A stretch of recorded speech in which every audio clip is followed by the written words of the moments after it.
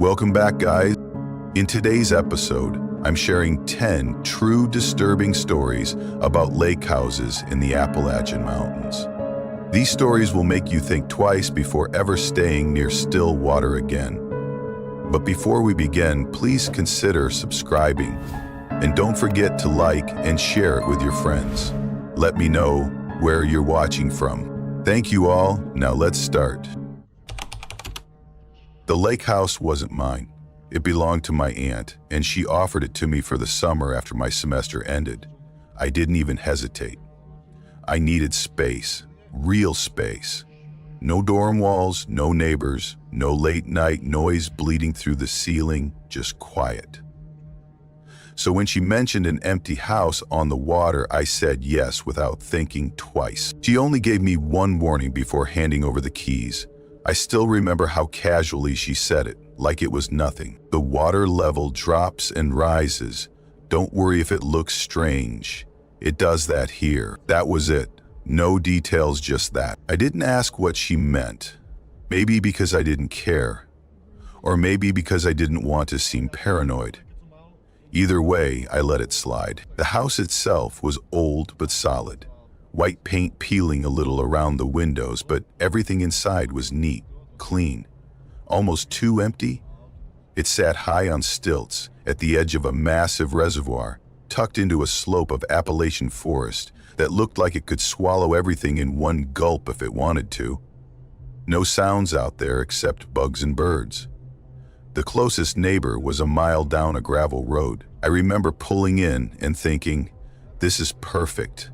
Nobody can bother me here. When I first saw the lake, it was calm, completely still, like gray glass stretching to the trees. No waves, no ripples, just this huge flat mirror under a colorless sky. I hauled my bags inside, unpacked, made something simple for dinner, and sat on the deck for a while. It felt safe, quiet, maybe too quiet, but I kept telling myself that was what I wanted. Peace. No surprises. The first night passed without a single weird moment. I sat out on the deck until the stars came out, listening to crickets and watching my breath fog in the dark. I fell asleep easy. The second night wasn't like that. I woke up around midnight to a noise I couldn't place. Not loud, but sharp enough to yank me out of sleep. At first I thought it was wind through the trees, but when I sat still and listened, it sounded like water hitting wood. A steady slap, harder than a normal ripple. I got up, crossed to the window, and pulled the curtain back. The lake was higher, a lot higher. The shoreline I'd walked earlier, gone. The dirt path I'd used to skip stones, underwater. Trees that had been on dry ground yesterday now stood knee-deep, their reflections twisting like broken glass in the water. I just stood there staring, brain running through every excuse. Heavy rain upstream? Sure. Some kind of dam release? Maybe. It had to be something normal. I nearly convinced myself. Until morning came. By sunrise, the water was gone. Not just gone, but lower than before, like the night flood never happened. The earth under those same trees was bone dry, cracked in places. No puddles, no damp spots, nothing. That unsettled me more than the rise itself. On the third day, things started happening inside the house. Small things at first, the kind of stuff you almost shrug off. I woke up and found the kitchen chairs out of place. Two of them dragged a few feet from the table. I stood there staring at them for a good minute, trying to picture myself doing it and forgetting. I couldn't. But I told myself I must have. That afternoon, while I was making coffee, I saw something on the floor. A wet trail in the hallway, bare footprints, small, narrow. I live alone. I mopped them up. Then I checked every door, every window, all locked, every single one. I even checked the attic because my brain decided that was the next logical place for a stranger to be hiding. Empty. The explanation I gave myself? Maybe I tracked in water earlier without noticing. Maybe the prints looked different because of the way they dried. But deep down, I knew. My feet didn't match. They were too thin, the heels sharp like they'd been cut into points. That night, I stayed up later than usual. Sat in the dark, half watching TV, half listening for that sound again. The water slapping against the stilts. When it came, it was louder, angrier. I killed the TV and went to the window. The lake had climbed again, higher than before. It swallowed the bottom steps of the deck this time, and something was moving in it. Not swimming, standing. A figure stood chest deep in the black water, facing the house, perfectly still. I couldn't see its face, just the pale arc of shoulders rising from the surface. I froze, heart pounding like it was trying to break out of my ribs. I killed the light and stepped back into the shadows. When I dared to look again, it was gone. I didn't sleep that night. The next morning, the footprints were back, more of them this time. They led from the back door down the hall and stopped at the bathroom. The door was shut. I opened it slowly, empty. The tub was bone dry, but something clung to the porcelain.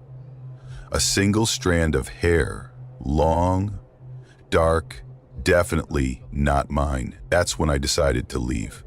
Packed a bag, stuffed my keys in my pocket, and headed for the door.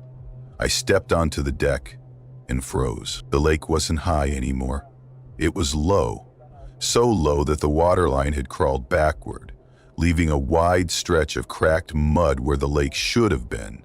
And in the middle of that plain was something pale, a chair, wooden, old, half buried like it had been underwater for years. Beyond it, more shapes, a table, a collapsed railing, beams jutting at odd angles. Farther still, barely visible in the fading light, was a roof peak breaking through the mud like a jagged tooth. The lake had drowned a house before. I ran back inside and locked every door. That night, the sound came again, but not from outside. I woke to dripping, a slow, steady tap that grew louder the longer I listened. The floor was wet. A puddle stretched from under my bed, glistening in the dark.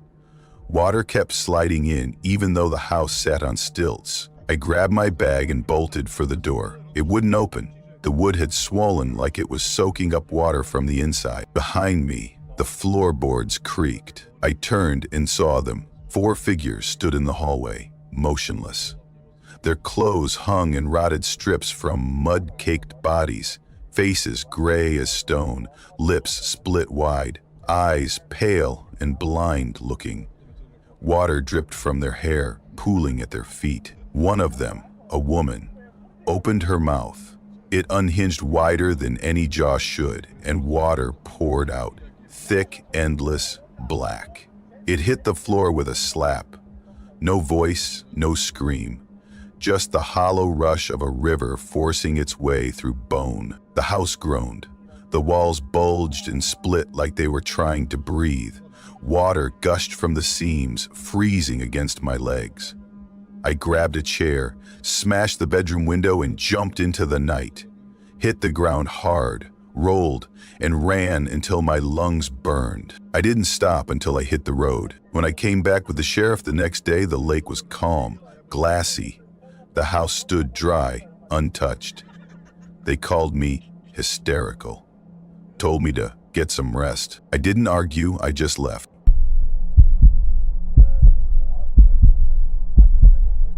The lake house belonged to my mom's cousin, Janice.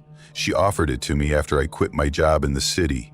I told her I needed to get away for a while, somewhere quiet, somewhere no one could find me. She said, "Take the house, you'll love it there. It's the most peaceful place on earth." I wanted to believe her. At the time, peace sounded like a miracle. So I drove 6 hours into the mountains. My little hatchback packed with clothes, some books, and whatever groceries would survive a week without a fridge full of takeout. The first part of the drive was fine. Highways, gas stations, all the usual signs of life. But the last stretch? That was something else. The GPS died about 20 miles from the lake, so I was following Janice's handwritten directions, turning where she told me to turn. The gravel road I ended up on wound through the trees like it had no real plan, dipping and climbing and curling back on itself. It felt like the road didn't want me reaching the end. For a while, the trees pressed in so tight I wondered if I'd made a wrong turn. My cell signal was long gone. I was about 5 minutes from convincing myself to turn around when the woods broke open, and there it was. The lake. It didn't look like any lake I'd ever seen. It looked endless, dark, and smooth, like someone had laid down a sheet of polished black stone in the middle of the mountains. The house sat near the water, up on short stilts like it was waiting for spring floods. It had a wide porch that wrapped all the way around and a narrow dock stretching straight out into the lake. It was the kind of place people post pictures of online with captions like "Unplugged Life" or "My Happy Place." At that moment, I bought into it completely. Janice said the keys would be in a little ceramic dish by the door, and sure enough, there they were, chipped and flour mattered like something out of your grandma's house. When I stepped inside, the first thing I noticed was how quiet it was. Not just no neighbors, quiet. It was deep quiet, like the kind that makes your ears ring. No humming fridge, no distant traffic, no TV echoing from another apartment, just the faint tick of the engine cooling outside. It felt perfect. The first 2 days settled into a rhythm I didn't realize I'd been missing. I'd wake up without an alarm for the first time in years. I'd make coffee. Real coffee, not whatever sludge the office machine coughed out, and carry it down to the dock. The mornings were cool enough that the mug would warm my hands as I sat on the edge, with my feet dangling a few inches above the water. I read actual books, the ones that had been gathering dust on my shelf for months. I cooked simple meals on a little gas stove. Nothing fancy, but they tasted better than anything I'd eaten in years. Sometimes I'd see a fish break the surface in a quick flash of silver, and then the water would smooth back over like it had swallowed the secret. It was exactly what I wanted, until the third night. That's when I started noticing things that didn't make sense. It began with the water line. On the first day, the lake reached the bottom steps of the dock. On the second day, the water had dropped low enough to expose a strip of mud along the shore. By the third morning, it wasn't just back, it was higher than ever. The steps were gone, swallowed by dark water that lapped against the stilts. I told myself it was just weather. Lakes do that, right?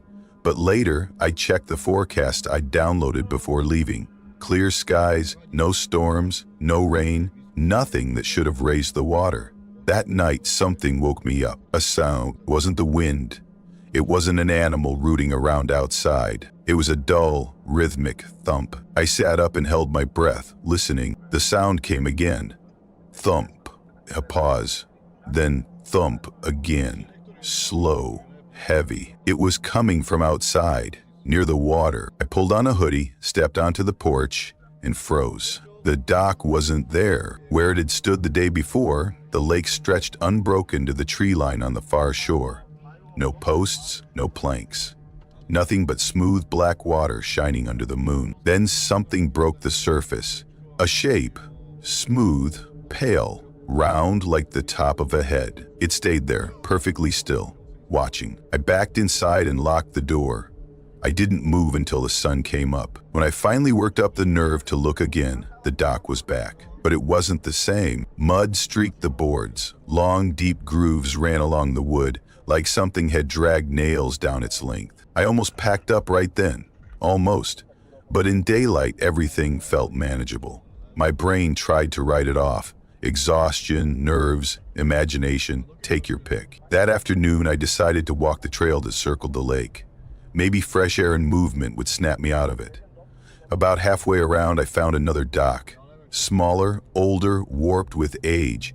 A rope dangled from the end into the water, tied to a rock the size of a bowling ball. The rope was stiff, frayed, stained dark in places. That's when I noticed the footprints. Bare, human, pressed deep into the mud. They started at the tree line and ended at the water. There were no prints coming back. I didn't finish the loop. I ran back to the house, locked every door and window, and kept my car keys in my pocket the rest of the day. That night the sound came back, louder, but this time it wasn't outside. It was underneath me. The house stood on stilts. I lay flat on the floor and pressed my ear to the boards. The thumping was clear now. 3 knocks, a pause, then 3 more. like a pattern. I crawled to the window and looked out. The dock was there again, and someone was standing at the end of it, tall, motionless, the head too smooth, too round, like a stone polished by years underwater. I didn't sleep. At first light, I packed everything, shoved clothes into my bag without folding them. I didn't care, I just wanted out. As I grabbed my keys, something moved outside the window. The figure was closer now, standing knee-deep in the water near the steps.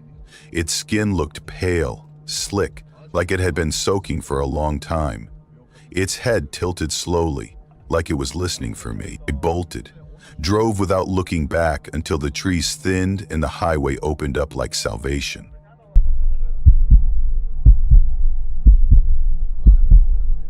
The key was under the third step, just like the owner said.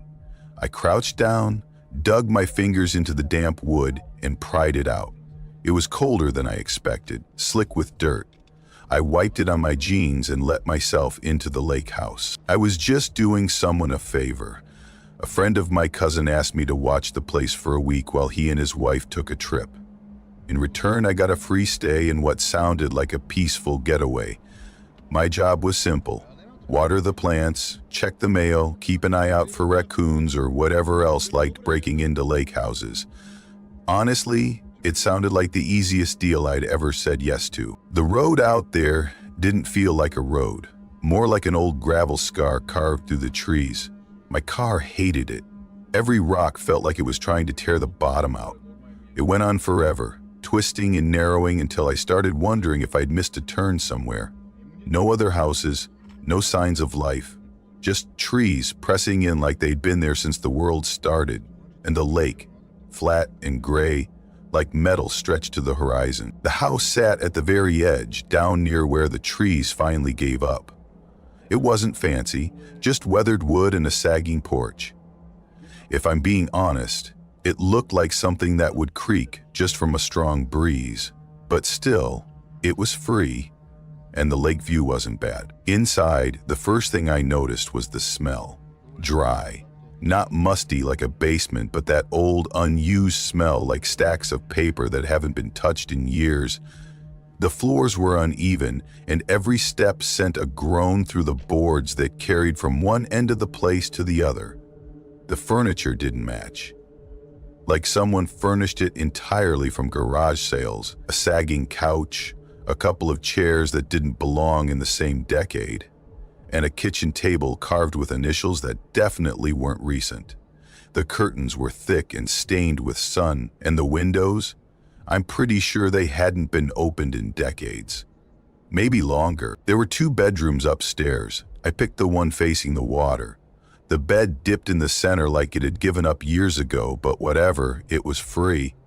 I unpacked just enough to feel like I'd moved in, and told myself this was going to be relaxing. The first day was exactly that, calm. I read, walked the shore, made something simple in the kitchen. The silence pressed in harder than I thought it would, though. No hum of traffic, no distant voices, not even a boat on the water. At first it felt nice, like breathing for the first time in months.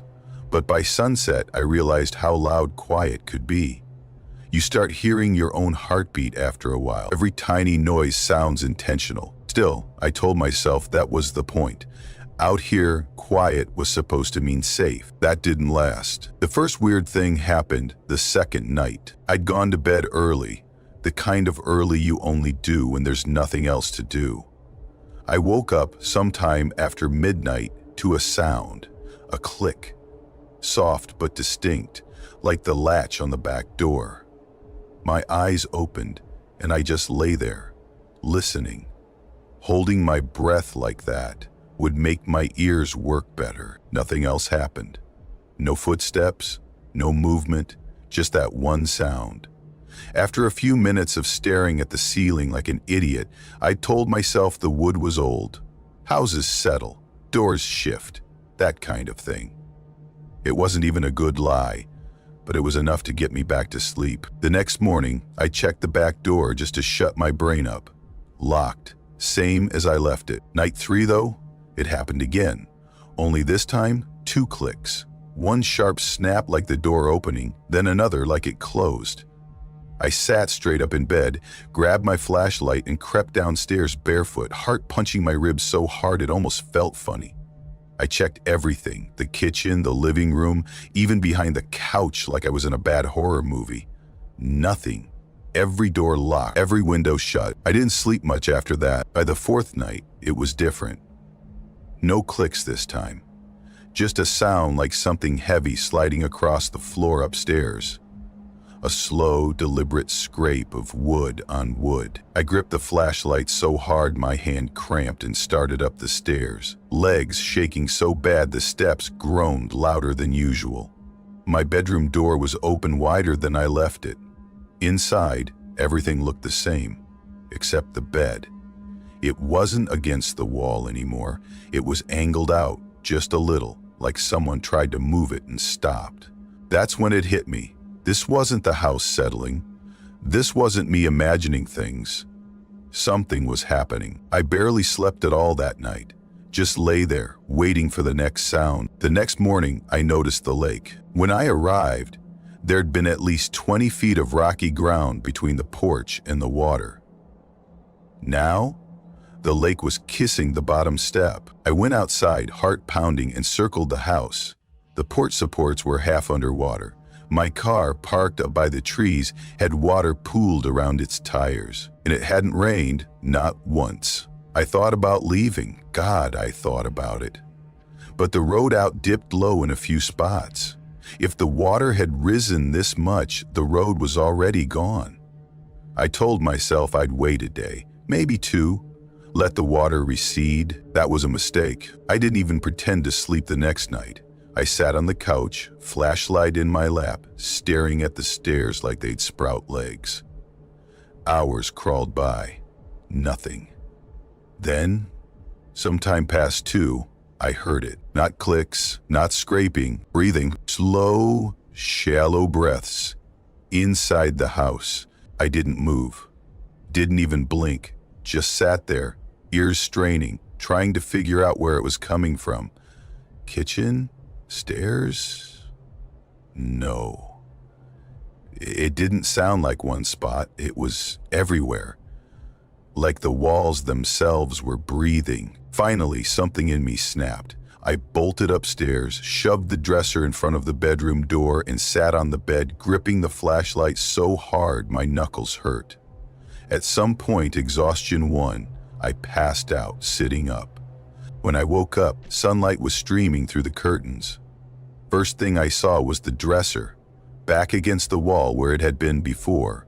Second thing was the bed. It wasn't in the room anymore. It was in the hallway. Sheets still twisted like I'd just rolled out of them. That was it. I ran to the window. The porch was gone, completely underwater. My car? Gone too, either at the bottom or halfway to another county. I tried calling for help. No signal. The landline in the kitchen was dead. Nothing worked. So I grabbed my bag and opened the door, stepping out into water up to my knees. The lake wasn't a lake anymore. It was everything. Trees, hills, gone under a sheet of dark water. No road, no ground. Just water, stretching out forever, with treetops poking through like broken bones. I started wading, bag over my shoulder, every step heavier than the last. After a while, I turned back. The steps I'd just walked down, they weren't behind me anymore. They were 10 feet away. And the house? It wasn't where I'd left it. It was moving, sliding across the water without a sound, boards groaning deep inside like something alive, closing the gap between us. I don't remember dropping the bag. I just remember the shock of the cold when I dove in.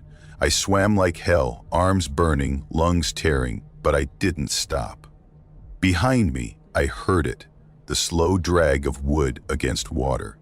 Closer and closer. I didn't look back until I hit the trees.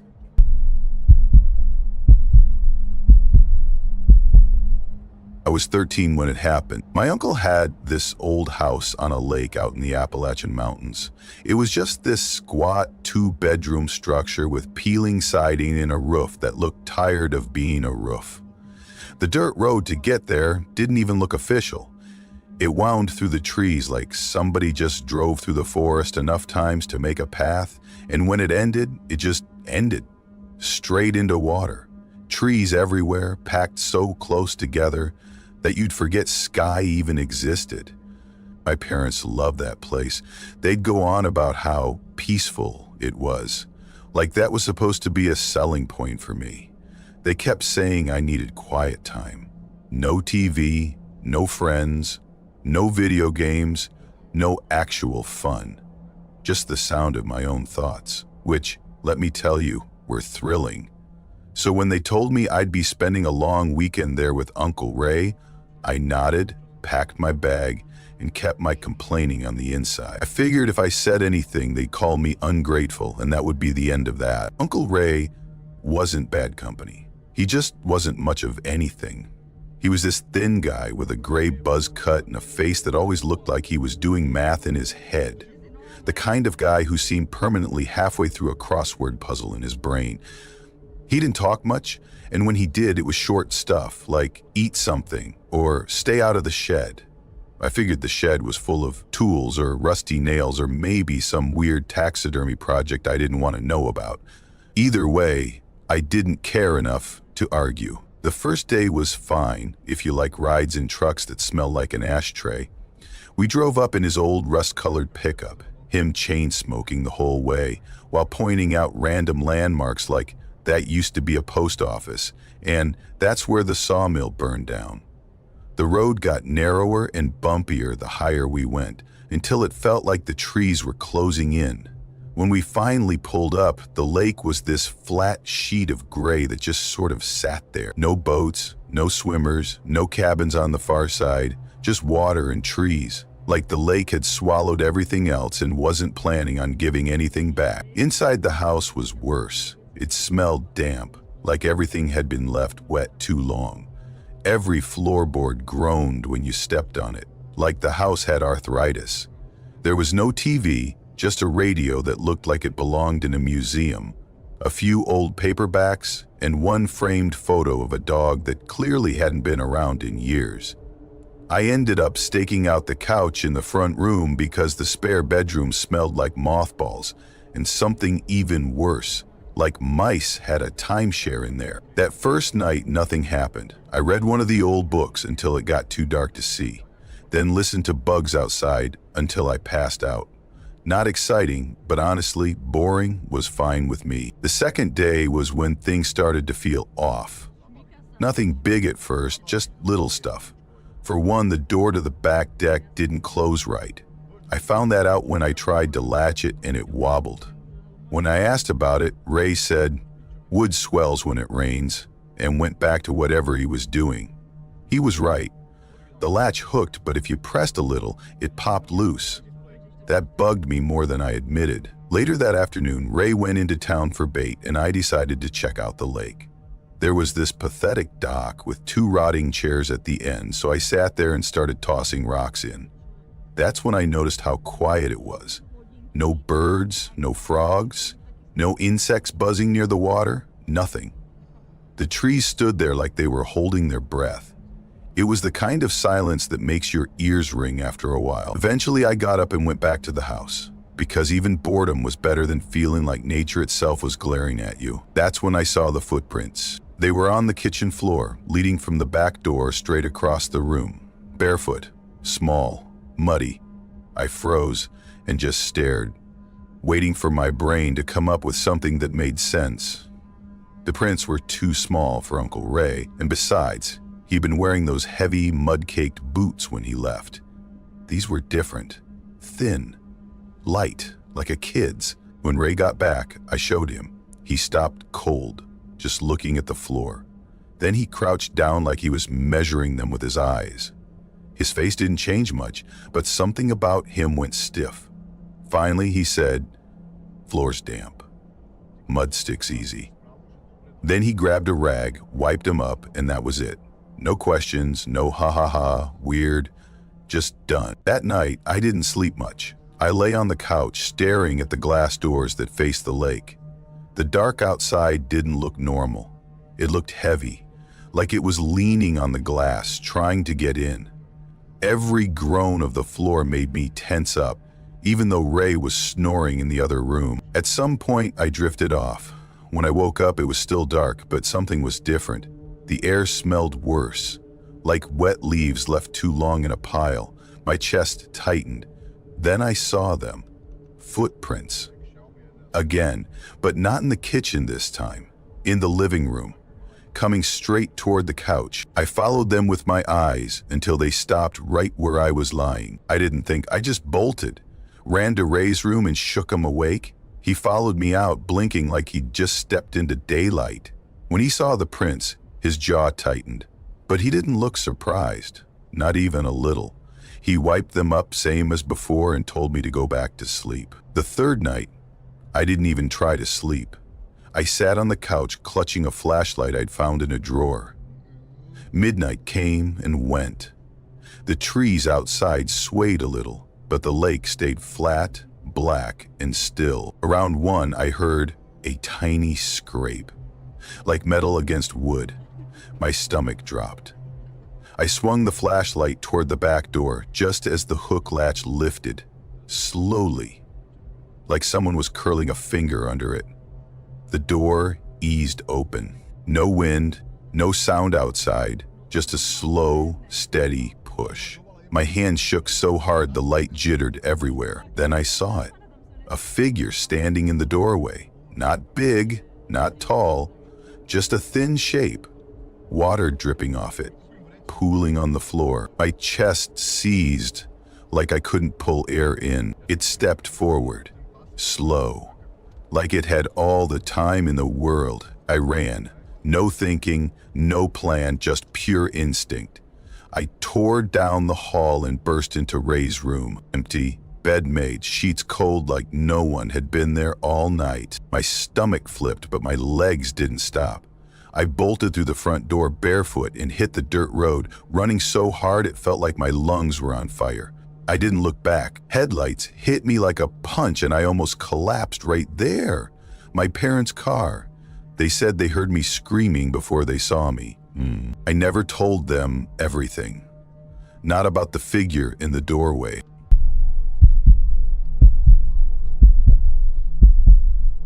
My cousin Sam had this lake house way out in the Appalachian Mountains. Middle of nowhere, like real middle of nowhere. No neighbors, no traffic, nothing but trees and water.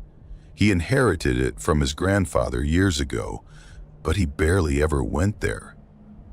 When I told him I needed a break from the city, just to clear my head, he said, "Take the lake house, stay as long as you want." I said yes, before thinking it through. The drive felt endless. The further I went, the smaller the roads got. 2 lanes became 1, and eventually it was just cracked asphalt, twisting through walls of trees. At some point, my GPS lost its mind and gave up. I had to rely on Sam's directions scribbled on a scrap of paper. It felt like the kind of road you only see in old maps, like it's been forgotten by everyone except a few stubborn locals. By the time I finally rolled up, the sun was gone, just a smear of orange behind the mountains. The lake was black and still, so still it looked fake, like glass poured over the earth. The house sat right on the edge of it, quiet, almost too quiet. It didn't look abandoned exactly, but it had that stillness old places get, like time had stopped inside. The place was old but solid. Big wraparound porch facing the water, green paint peeling in strips, steps sagging in the middle. Inside, the air had that woody smell of cabins, mixed with something else I couldn't name. Not rotten, but stale, like the air had been trapped for a decade. There were old framed pictures on the walls, family shots from the 70s, faces faded and yellowed, people I didn't recognize. That bothered me a little, like strangers were already in the house, staring down at me. No cell service, of course. I'd expected that, but still, it hits different when you see that no signal icon and know you're really cut off. The house had a landline, though, one of those rotary phones that looks like it belongs in a museum. Heavy, black, coiled cord. Holding it felt strange, like holding a chunk of another life. I unpacked, shoved some groceries in the fridge, set my fishing rods by the door, sat on the porch that first night with a beer, staring at the water. It was so quiet it felt wrong, like the silence was thick enough to press on your skin. No hum of traffic, no distant voices, just the lake breathing against the dock every few seconds. Before bed, I called Sam on the landline. "All good so far," I told him. "Place is peaceful. Lock up at night," he said immediately. "Every door, every window, don't leave anything open." "Why, bears?" I tried to laugh because what else do you say? There was this pause. Then, "Yeah, bears." I laughed. He didn't. That pause had stuck with me. The first night was quiet. Nothing happened. Still, I barely slept. Kept waking up like I was waiting for something to happen. Every little creak sounded like a footstep. I told myself it was just an old house settling, but I couldn't shake the feeling. Second night, I got serious about locking up. Went through the house twice. Doors, windows, even the tiny bathroom window that barely opened more than an inch. Everything sealed tight. When I finally crawled into bed, I actually felt a little better about it. Then I woke up, walked into the kitchen, and the door to the porch was wide open. Cold air was pouring in, curling around my ankles, but that wasn't the part that made my stomach drop. The rug by the door had this ripple in it, like someone had been standing there for a long time, long enough to shift the fabric under their feet. I stood there staring, heart pounding so hard I could hear it in my ears. Tried to convince myself I'd forgotten to lock it. Except I knew I hadn't. I checked that damn door twice.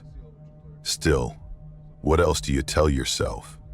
Because the alternative is worse. On day 3, I tried to shake it off. Went for a long hike around the lake. It was beautiful out there in that rugged, lonely way. Saw a couple deer. Thought maybe it really was nothing. By the time I got back, I felt almost normal again. Made dinner, had a couple beers, put on some music. By 10, I was ready to call it a night. Did my lockup routine again. Checked every door, every window, even tugged on them to be sure. Then I went to bed. When I woke up, the kitchen door was open again, and there was something on the table. A fish. Big one. Split from throat to tail, cleaned out like someone was prepping it for a meal. The cut was surgical. Perfect. I don't fish at night, and I definitely don't own a knife sharp enough for that. I stood there staring at it, skin crawling like ants under my shirt. I grabbed the landline and called Sam. When he answered, his voice sounded tight, like he was holding something back. "Someone's screwing with me," I said. "Door keeps opening, and this morning, there was a gutted fish on the table." He didn't answer right away. The silence stretched so long I almost thought the call dropped. Then he said, "Stay calm. Don't leave the house tonight, no matter what you hear." "What's going on, Sam?" Another pause. Then, "Don't open the door. Promise me." I promised. That night, I didn't even bother trying to sleep. Sat on the couch in the dark, kitchen knife in hand, listening. Around 1 a.m., I heard it. Slow, deliberate steps on the porch.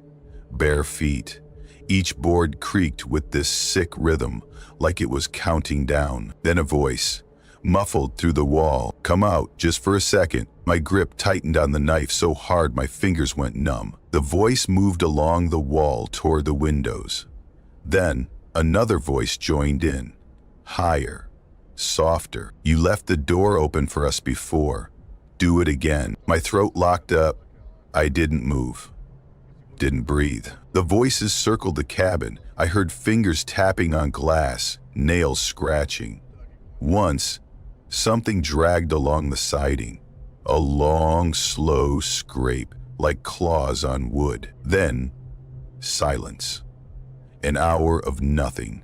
I sat there frozen until the sky started to lighten.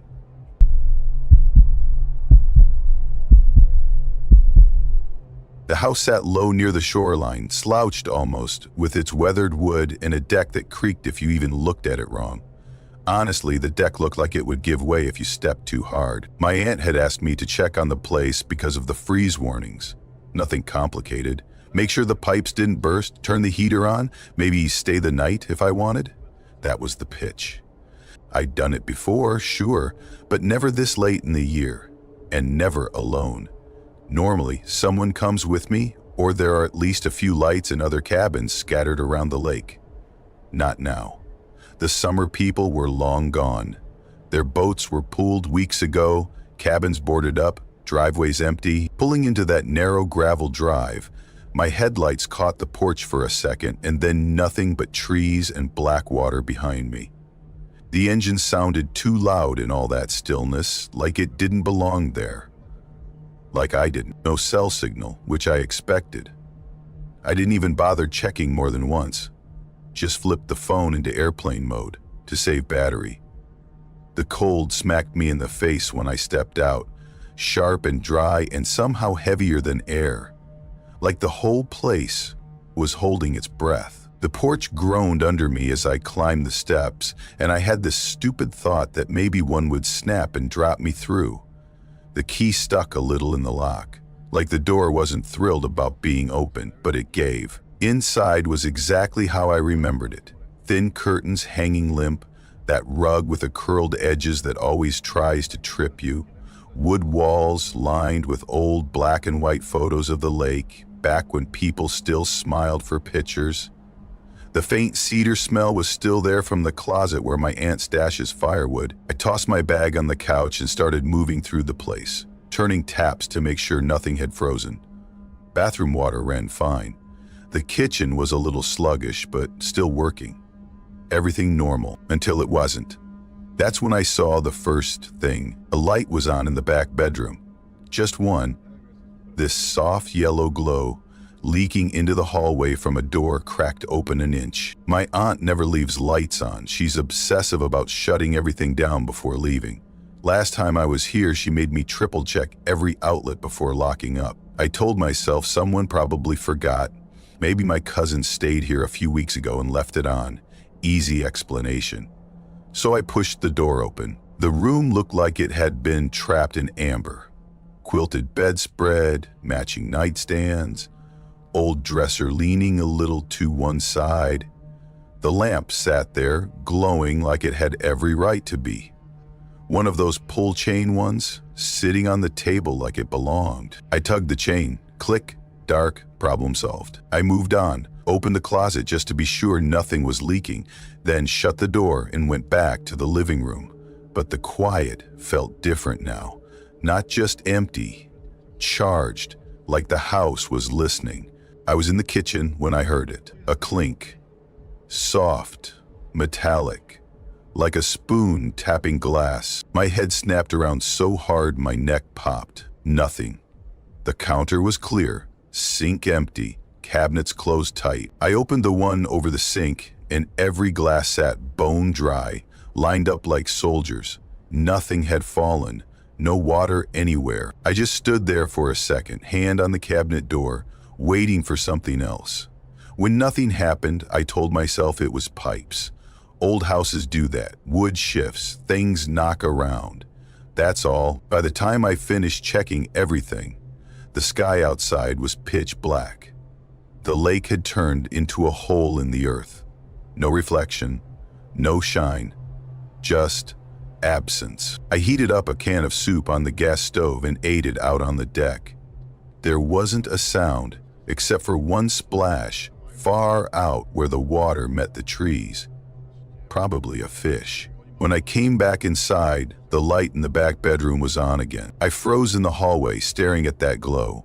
Same crack in the door, same dull yellow spill of light. I didn't want to walk closer. Every part of me screamed to leave it alone, but I had to, so I did. The pull chain hung just like before. I yanked it hard this time. Click, dark. I checked the outlet, even pulled the plug halfway out, like that would help. Told myself maybe I didn't pull the chain far enough before. Maybe it swung back and caught. That happens, right? But then I saw it. The bedspread had a crease across the middle now, a deep diagonal dent, like something had pressed down hard on it. I didn't check the closet. Didn't even glance at it. Just shut the door and walked out. I tried to shake it off. Sat in the living room with a book, but every sound made me twitch. The heater clicking on sounded like footsteps. Eventually, I walked to the back door to check the lock. It wasn't locked. I stood there with my hand on the knob, cold air leaking in through the gap. I knew I'd locked it earlier. I remembered sliding the bolt. I locked it again and shoved a chair under the handle. That night, I slept on the couch in the living room, coat on, boots next to me, every lamp blazing like it would make a difference. The sound that woke me wasn't loud, just enough to pull me up from sleep. A splash. Close this time, like right under the deck. Then another sound. Slow, deliberate steps on the wooden boards outside the back door. I didn't move, didn't even breathe. The heater clicked once and then died, like even it was listening. Then I saw it, that glow under the hallway door. The lamp was on again. I wanted to believe I was dreaming, but I wasn't. That thin yellow strip of light was cutting through the dark like a blade. The chair at the back door hadn't moved. The bolt was still across. Whoever was in that room didn't come through the door I locked. My hands shook so bad I almost dropped my bag. I didn't bother with socks or the book I left on the table, just slung the strap over my shoulder and walked out the front door, barefoot. The air burned like knives, but I didn't stop. Didn't run until the house disappeared behind the trees and the gravel started tearing up my feet. I drove until a single bar of signal popped up. Called my aunt. She swore no one had been there since summer. Said she doesn't even own a pull chain lamp.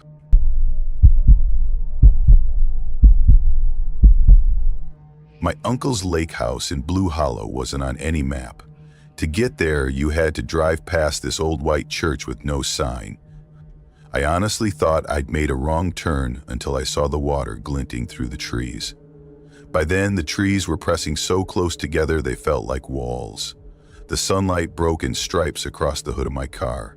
It looked like the kind of road where, if something went wrong, no one would find you for a while. By the time I pulled up, my phone was dead and I hadn't seen another car in hours. Not even a mailbox back there. Just me, the trees, and whatever wildlife was brave enough to watch me from the dark. The house sat low against the lake, the wood gray and warped from years of damp.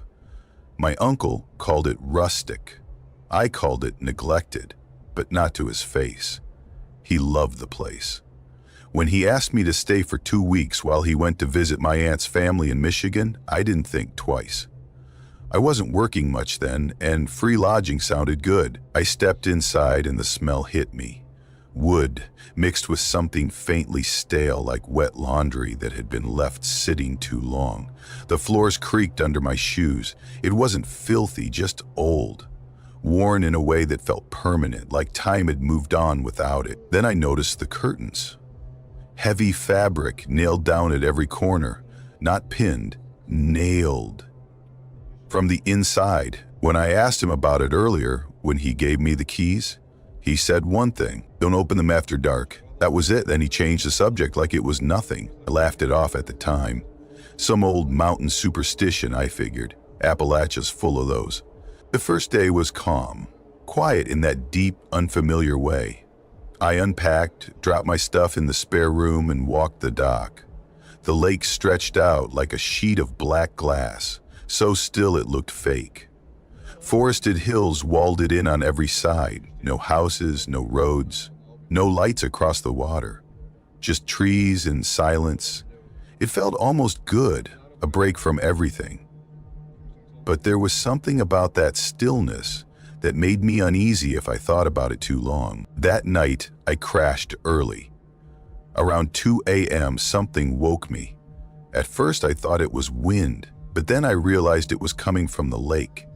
A soft, steady sloshing, like someone paddling slowly. No motor, no oars, just the sound of water moving in even, unhurried strokes. I almost pulled the curtain back, but the nail stopped me. My uncle's words floated back, clear as day. Don't open them after dark. So I stood there in the hall, listening. The sounds circled the house, slow, deliberate, then faded. The next morning, I found footprints on the dock, bare feet, small, too small for an adult. They led to the very end of the dock and stopped, like whoever it was just stepped off into the water. That day, I kept looking over my shoulder without meaning to. Every time the dock creaked, I froze. That night, the paddling came back, louder this time, closer. It brushed right against the dock. My chest felt tight as I sat in the dark, listening to something glide around the house without a single word, a single breath loud enough to hear. The third morning, there was a fish on the porch. Its belly was slit open, hollow inside. No blood, no mess, just emptied, like someone scooped it clean and laid the skin out neatly. I told myself it was an animal, a raccoon maybe. But then I saw the twine. Someone had tied it around the tail like a handle, then placed it at the bottom of the steps. I picked it up with a stick and flung it back into the water. I actually said out loud, not funny, like some prankster was hiding out there. That night I left every light on. Around midnight I heard the paddling again. Slow circles, closer each time. Then it stopped. The silence was worse than the sound. I sat in a chair gripping the armrests, waiting for something else. Nothing happened. I was in a disagreement, and in it, I was... The fourth day, another fish. This one had something inside it. A smooth black stone, polished like it came from deep underwater. I didn't touch it, just stood there staring until my legs ached. By then I noticed something else. A couple of nails in the living room curtains weren't flush anymore, like the fabric had been tugged from the other side. That night, the whispering started. Not words, just the wet sound of a mouth trying to form them. It came from the wall behind my bed. I didn't move until the light started showing through the curtains. I thought about leaving that day, but the road was rough, my car was old, and I told myself I was being paranoid. I hammered the nails back in, hard. I dragged a chair in front of the window. That evening, something knocked on the dock. One hollow thump, then another, like wood shifting under weight. I sat there frozen, counting every second. When I finally looked, the water was still. The next morning, there were wet handprints on the porch, small, too many fingers. I didn't sleep the sixth night. Around 3 in the morning, the house groaned. Long, low creaks like something heavy pressing on the beams. I grabbed a hammer from the kitchen and checked the doors. Still locked. When I got to the back hallway, I saw the curtains. All of them were loose. The nails I'd driven in were scattered on the floor like they'd been pushed out from the inside. The fabric moved, even though the windows were shut. Then something pressed against the glass. A hand. Small, pale, fingers too long, nails thin and dark. It slid down slow, leaving a trail of water. Another hand joined it, then another. The glass bowed, not breaking, just bending like it couldn't hold the weight. I ran, dropped the hammer, grabbed nothing, just tore through the door and into the dark trees. I didn't stop until I hit the dirt road, lungs burning, legs shaking so bad I could barely stand.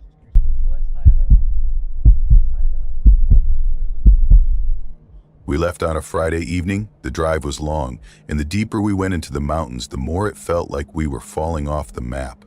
The towns got smaller, gas stations turned into these single pumps with flickering lights, and eventually the road thinned out into nothing but forest, pressing in on both sides. My phone signal dipped in and out the whole way, which was great for my mood. By the time we pulled in, it was past 8. The lake stretched out ahead of us like black glass, perfectly still.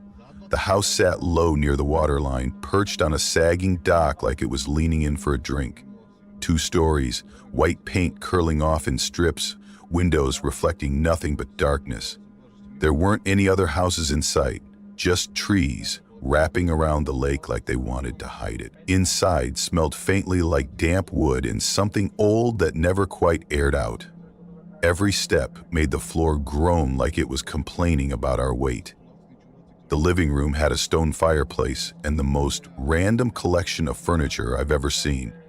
Floral couch straight out of the 70s, dented metal chairs, a dining table that looked like it had survived several family fights, A crooked staircase split the space from the small kitchen, where everything was beige and chipped. Upstairs, there were 2 bedrooms. Mine faced the lake through a warped pane of glass. The view should have been calming, but something about that water didn't sit right with me. Too still, too dark. Like it wasn't reflecting the night sky, it was swallowing it. That first night, nothing happened. I lay in bed staring out at that black sheet of water. Not a ripple, not even from the wind, because there wasn't any. Just complete, heavy stillness. The next morning, my parents announced they were heading into town for groceries and asked if I wanted to come. Honestly, I liked the idea of having the place to myself, so I said no.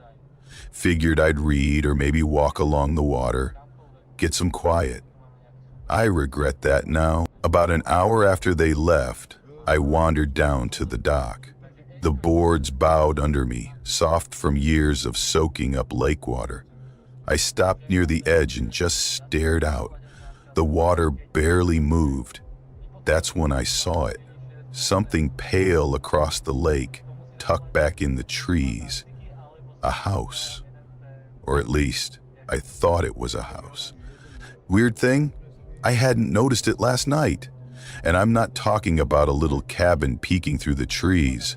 I mean a full square shape, light-colored, sitting far back but clear enough that it shouldn't have gone unnoticed. I pulled out my phone, zoomed in. The windows were black holes. There was something on the porch. Maybe a chair, maybe something else. Hard to tell. I snapped a photo and pocketed my phone. When I went back inside, the front door was open. Just a few inches, but open. I stopped in the doorway, staring at it like maybe it would close itself if I looked long enough. I knew I'd shut it when I left. I'm obsessive about stuff like that. Maybe it didn't latch. Maybe the wind pushed it. Except there was no wind. I closed it, locked it, then checked the sliding glass door in the kitchen. Still latched. Tried to shake off that prickling feeling climbing my spine. Made myself some lunch and sat near the fireplace scrolling through my phone. That's when the signal dropped. 1 second I had bars, the next, nothing. I checked the router, but the thing wasn't even hooked up. Perfect. By 2, I decided to grab a hoodie from my room. Went upstairs, opened the door, and froze. My bag was unzipped, clothes spilling out like someone had dug through them. I checked everywhere, the closet, under the bed, the bathroom, nothing. The silence was so thick it felt like it was pressing into my ears. Told myself maybe I'd left the bag like that earlier, except I knew I hadn't. My parents texted they'd be back around 5. I parked myself on the couch with the fireplace poker in reach, trying to act casual while my eyes kept sliding toward the glass door. The lake looked darker now, like it was eating the light out of the sky. Then I saw it, the house across the lake. It looked closer, not by much, but enough that I could make out its shape better. And the porch? Empty now. I swear something had been there earlier. There was no dock on that side. No reason for it to look like it moved. But it did. Houses don't move. I pressed my forehead to the glass, convincing myself it was perspective, a trick of the angle. I kept staring until a sound cracked through the quiet. A door closing. Upstairs. The poker slipped from my hand and clanged against the floor. I snatched it up, pulse hammering so hard I thought my ribs might split. Crept to the stairs. Halfway up, the floor above me groaned like someone shifting their weight. Mom? Dad? My voice came out shaky. Nothing. I reached the top. The hall was empty. My door was open, wide, and the window light spilled across the floor like it was pointing at something. My bag was gone. Not dumped, gone. The bedspread looked tight, perfect, like no one had ever touched it. Then something moved in the corner, a shape peeling off the wall. I swung hard, the poker slicing empty air. The bathroom door slammed like a gunshot. That broke me. I ran. Down the stairs, across the living room. The front door was wide open now, cold air pouring in like it wanted to pull me outside. I should have run right then, but something deep in me screamed not to. Instead, I slammed the door, locked it, spun toward the kitchen. The sliding glass door was open, curtains breathing like lungs. I bolted. Out the front door, across the yard, gravel slicing under my shoes.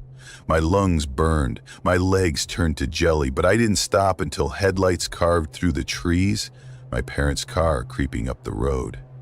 They pulled over, shouting, asking what happened.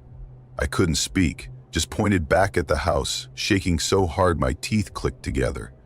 When I finally managed to talk, they looked skeptical but went inside anyway. Everything was normal. My bag was back in my room, zipped, nothing missing.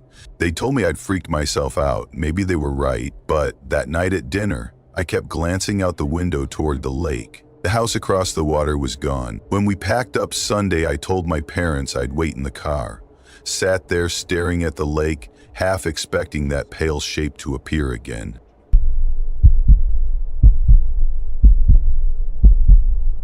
My name's Arden. The cabin sat on the edge of this perfectly still lake. My aunt always said it was the quietest place she knew. When she offered it for the weekend, I didn't even hesitate. I'd been dragging through midterms, my brain felt like static, and 2 days in the mountains sounded like medicine. The drive was longer than I thought it would be. My GPS gave up halfway there, which should have been my first clue about how remote it was. The main road turned into cracked asphalt, then gravel, and then a stretch of dirt that felt like it would never end. For the last mile, the trees closed in so tightly, it was like driving into a green tunnel. The sky disappeared, and everything felt muffled, like the world just shut off. Then, out of nowhere, the cabin appeared between the trees like it had been waiting for me. It was exactly like she described. A timber-framed place with big decks and tall windows facing the lake. A glass and wood box carved into wilderness, the kind of spot you'd see on one of those disconnect and recharge Instagram accounts. Inside it smelled like cedar and something faintly dry, like old paper. The furniture was simple, kind of stuck in the early 90s. A stone fireplace dominated the living room, and sitting on the mantel was this cordless phone that looked like it had been collecting dust since Y2K. My aunt warned me there was no cell service, but I still stared at my screen for a solid minute, willing those dead bars to change. Spoiler, they didn't. Day one was perfect, quiet in a way that didn't feel real. I read on the deck, let my brain melt, and watched clouds crawl across the water.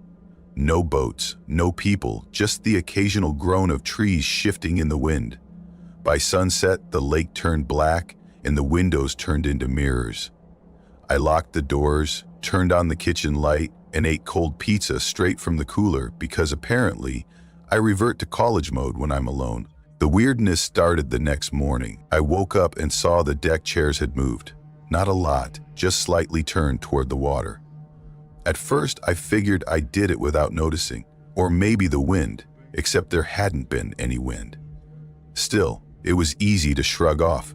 I moved them back, made coffee, and went on with my day. Then I opened the curtains and froze. Footprints, trail of wet, bare footprints leading from the water straight up to the sliding glass door. Long, narrow, and so clear you could see the arches. The boards around them were bone dry, which made no sense. And the glass? It had these streaks running down, like someone had pressed a wet hand against it and dragged their fingers. I just stood there for a solid minute, brain stalling out. Then I yanked the door open and stepped outside. The air hit me, sharp, damp, smelling faintly like mud and pine, and for a second, I honestly expected someone to be standing there. But there was nothing.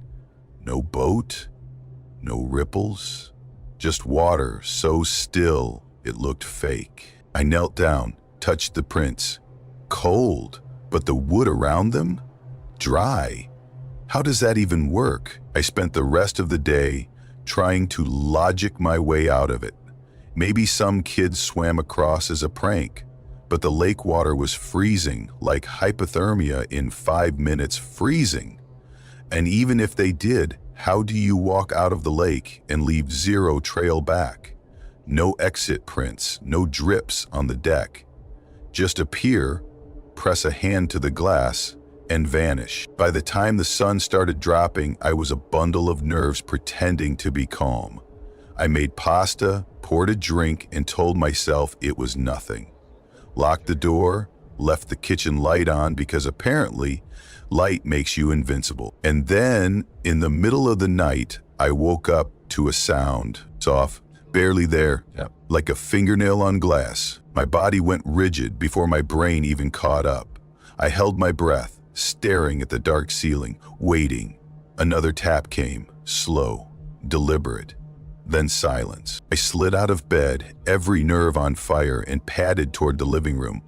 The kitchen light was still on, throwing this pale glow across the floor. For a second, I thought maybe I dreamed it. Then I saw the glass door, pressed flat against it, pale fingers spread wide, motionless. I froze, couldn't move, couldn't even breathe right. And then, slowly, it slid down, leaving a smear, and disappeared. By the time I made it to the door, the deck was empty. I locked it, checked it twice, grabbed the phone off the mantel with hands shaking so bad I almost dropped it. Dial tone was thin and scratchy, like it came from another planet. I punched 911 and spit out the address so fast the dispatcher made me repeat it twice. She said a deputy was on the way. ETA over an hour. I grabbed the fireplace poker, the heaviest thing in the cabin, and killed the light. My big plan was, if they can't see me, they'll leave. They didn't leave. The steps started first. Slow. Careful. Boards groaning under weight. Moving across the deck. Stopping. Then starting again.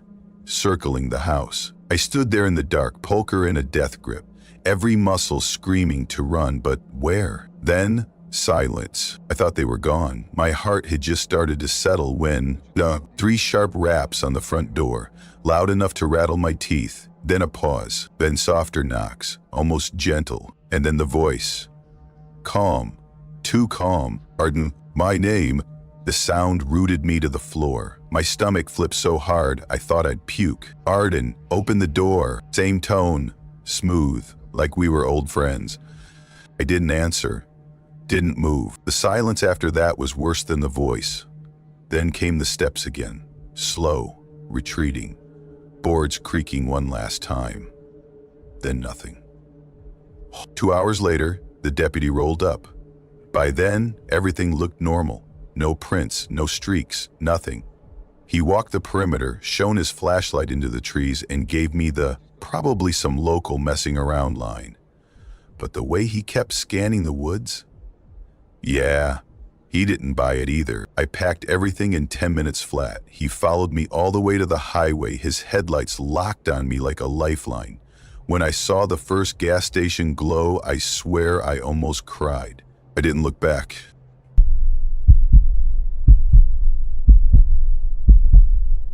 I was 17 when it happened. My aunt owned this little lake house way out in the Appalachian foothills, and every summer we'd spend a week there. It wasn't anything fancy, just a squat wooden cabin with a porch that wrapped around 2 sides and a dock that poked out into the lake like a finger. No neighbors for at least a mile, just trees, water, and the kind of quiet that makes you wonder if you're the only person left on the planet. That summer, my parents decided we'd do a long weekend in late August, right before school started. We loaded up the truck with groceries, fishing gear, and what felt like an army supply of bug spray. The plan was simple: fish, grill, relax. Except, on the second day, my parents got a call from some friends in Asheville about an anniversary party. They decided to drive over and stay an extra day, which meant I was alone at the lake house for 2 nights. Honestly, at first, it sounded amazing. No parents, no rules, the whole lake to myself. The only downside was my dad took the truck, so I was stranded. The nearest store was 12 miles away. But I had food, a stack of horror movies on my laptop, and an old landline phone in the kitchen in case something went wrong. No cell service out there, not a single bar. By the time the sun slipped behind the ridge, the woods went still, like someone hit mute on the whole world. Even the lake felt different, too calm, like glass. I pulled the curtains wide so I could watch the water while I sprawled on the couch with a bowl of popcorn and queued up my first movie. Those glass doors leading to the porch, they were my favorite part when I was a kid. Floor-to-ceiling panes with old brass handles, facing the lake so perfectly it could have been a postcard. But at night, when the lights were on, they turned into a giant mirror.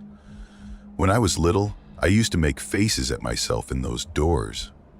This time, it felt like there was another version of the house out there, one that didn't need me in it. The first night was uneventful. I made it through 3 movies, demolished half a bag of chips, and passed out on the couch around 2. The lake outside was black and still. The stars looked like someone had punched holes in the sky. The second night, everything changed. I spent most of the day reading on the dock, feet dangling in the water, pretending I wasn't nervous about being out there alone. I told myself it was fine. People camp solo all the time, right? By dusk, the sky turned this deep purple bruise, and fog started crawling off the lake like smoke. I headed inside, locked every door, checked them twice just to be sure, and curled up on the couch with my laptop. It was after midnight when I got up to use the bathroom. The bathroom door faces those big sliding glass doors to the porch, so I didn't close it all the way. The house was sweltering, the air heavy and still. I sat there, half bored, eyes drifting toward the glass. At first, I thought it was just me, a faint outline in the reflection, head tilted slightly, but then I noticed something that made my stomach tighten. The reflection wasn't moving when I did. I leaned forward. It stayed perfectly still. I turned my head. Nothing. I froze, staring at that pale shape behind the glass. My brain scrambled for something normal. A tree? A trick of light? But there are no trees on the porch. Nothing out there that could make a shape like that. Then it was gone. Just gone. No movement, no sound. My reflection looked back at me, alone. The lake behind it as smooth as oil. I told myself I was tired, imagining things. Flushed, washed my hands, went back to the couch. Turned the volume up a little louder. An hour later, I heard it. A single thud from the porch. Not loud, just heavy, like something with weight had landed on the wood. I muted the laptop and held perfectly still. My pulse thudded so hard it made the silence feel thick. For a long time, nothing. Then, like somebody hit a switch, the cicadas outside stopped. Dead quiet. I crept toward the doors and stared out. The glass was black, reflecting me back like a ghost. The porch light was off. It's motion sensitive. Even a raccoon would have triggered it. The second thud came then, louder this time, closer, right near the steps. My stomach dropped. I checked the lock on the sliding door. Latched. My reflection stared back at me, pale and tight-lipped.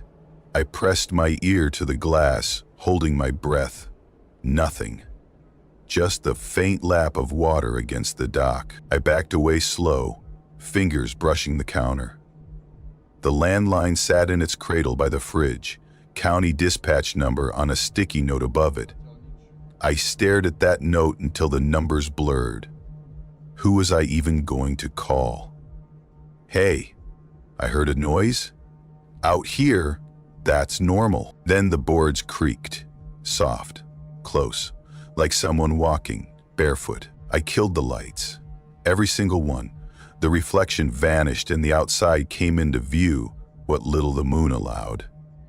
The lake glowed silver around the edges, mist curling over its surface. The porch lay in deep shadow. At first I saw nothing. Then something shifted at the far end, a smear of darker dark against the boards. It moved, slow, deliberate, toward the door. I backed up until my shoulder hit the fridge. My breath sounded too loud, like it didn't belong to me. The shape on the porch kept moving, one careful step at a time until it stopped just shy of the glass. I grabbed the landline, bolted to the bedroom, slammed the door, and locked it with hands that barely worked.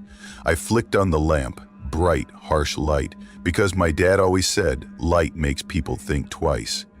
God, I hoped he was right. I dialed the number. 2 rings, then a calm voice, County Dispatch. My voice cracked. Someone's on the porch, at the lake house. I'm here alone. Can you describe them, she asked. I know, it's dark. They're just standing there. She told me to stay put, stay on the line, wait for the deputy. 15 minutes, maybe 20. Then came the knock, sharp, against the glass. My lungs locked. Then a voice, low, rough. Hey, you left your light on. I didn't move, didn't answer. Just clutched the phone like it was part of me. The real deputy showed up 20 minutes later. I made him hold his badge up to the window before I unlocked a thing. He searched the porch, the dock, the tree line curling around the lake like a noose. Nothing, but the prints were there. Bare feet, pressed deep into the damp boards, all facing the door. The last one less than a foot from the glass.